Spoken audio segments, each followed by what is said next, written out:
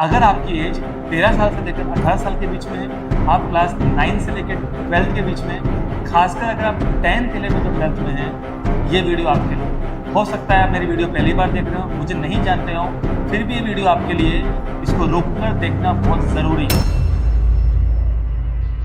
बच्चों, जब कोई भी 10th का रिजल्ट आता है, इवन 10th का आपने एग्जाम दे दिया, आप 11th में आ क्या गए, आपको कितनी ऐसा लगता है कि आप मतलब अब आपको कुछ नया करना है।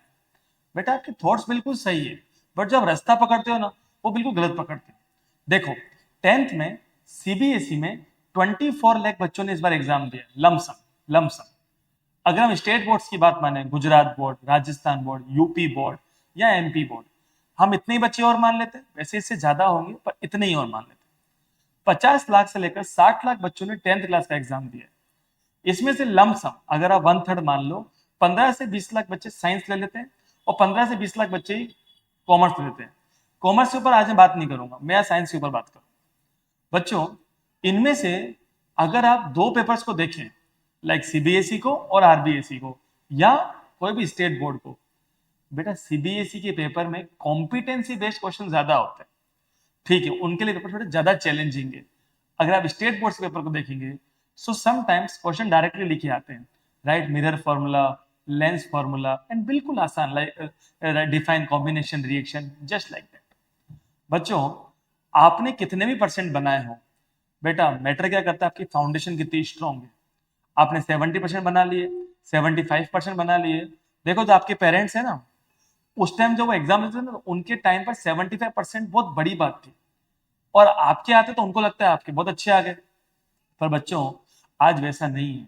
आज भीड़ बहुत ज्यादा है, कंपटीशन बहुत ज्यादा है। जैसे ही आप 10th का एग्जाम देके निकलते हैं, आप देखो रोज अखबारों में देख रहे हो, रोज यूट्यूब पर हर जगह आपको जेई नीट दिखाई देता है।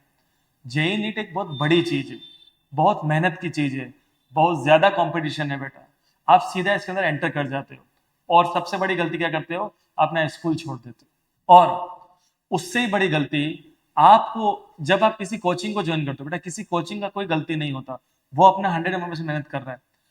आप 1-1.5 महीने के बाद आपका डेडिकेशन खत्म हो जाता है। आप वही लेट उठना शुरू, छुट्टियां लेना शुरू, घर पे प्रैक्टिस करनी नहीं, रिवीजन करने नहीं, स्कूल का माहौल छूट गया, ये सब भी छूट गया।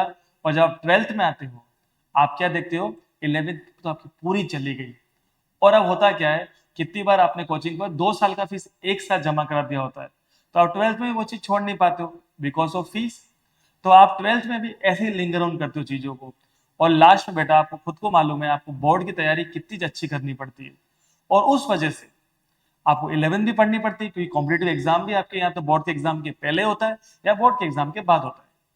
बेटा, ये सब जो गलतियां आप करते हो, अगर आप अभी 10th पास किए हो, या अगर आपने ये गलती कर ली है, तो एटलीस्ट अपने जूनियर को समझाओ। ये नहीं कह रहा हूं आपको जेई नीट की तैयारी नहीं करना है।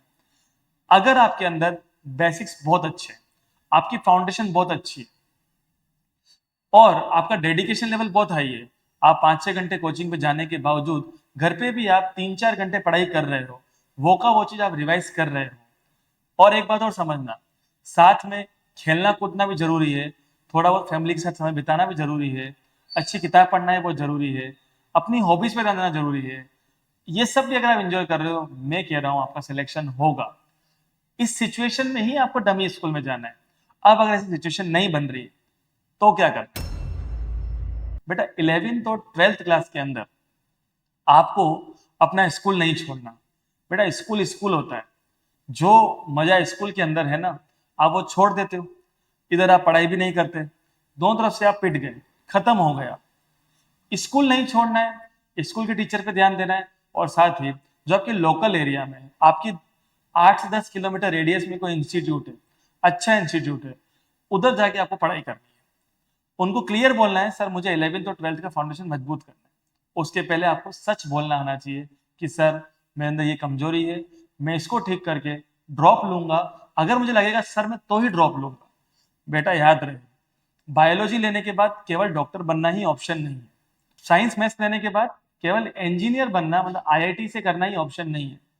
बेटा, देर आर मेनी कोर्सेज, किसी काउंसलर से मिलोगे ना, मालूम पड़ेगा आपके लिए बहुत सारे रास्ते हैं। मुझे मालूम है, मैंने वीडियो थोड़ी लेट बनाई है, बट बेटा अगर आपने गलती कर ली है, तो प्लीज 12th में ये गलती ना करें।